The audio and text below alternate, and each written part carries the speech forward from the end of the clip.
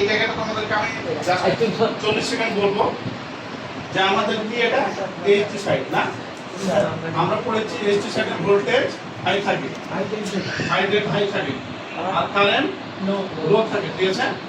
এই জন্য এই কেবলটা আমাদের তুলনামূলকভাবে একটা প্যারামিটার উপরে ডিপেন্ড করে এলটি প্যানেলের দিক থেকে চিকন হয় এইচটি সাইডে। কেমন? আর আমরা জানি যে এটা হচ্ছে এটা কি নাম জানো? এটা হচ্ছে বুশি। এটা বুশিতে কেন হয়?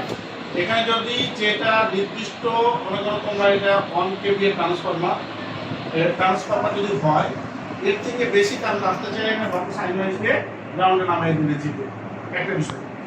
তারপরে হচ্ছে এই সাইডে দুটো কেবল কেন? কে বলো এখানে দুটো কেবল কেন? হ্যাঁ, সেকেন্ডারি সাইডে বা এলটি সাইডে আমাদের যেহেতু 440 ভোল্ট আমরা সর্বোচ্চ পাই, সেই ক্ষেত্রে তোমার এইদিকে হচ্ছে লো।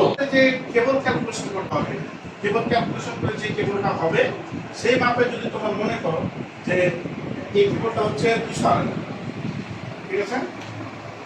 এখানে মোট ক্যালকুলেশন করে আমি 400 আরএম এর কেবল পেলাম। যদি 400 আরএম এর কেবল পাই তাহলে কি 200 করে চার্জ থাকতে হবে, ক্লিয়ার বিষয়টা?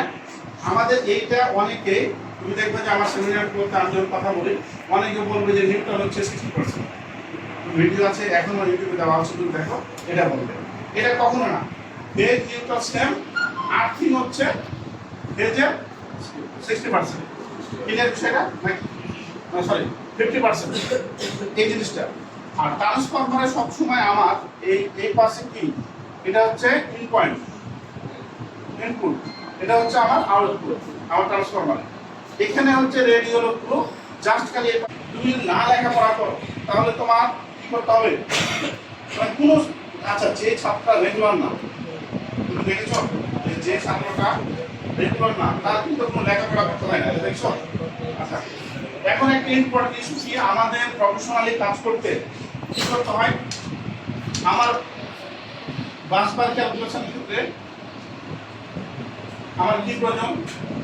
কেবল ক্যালকুলেশন,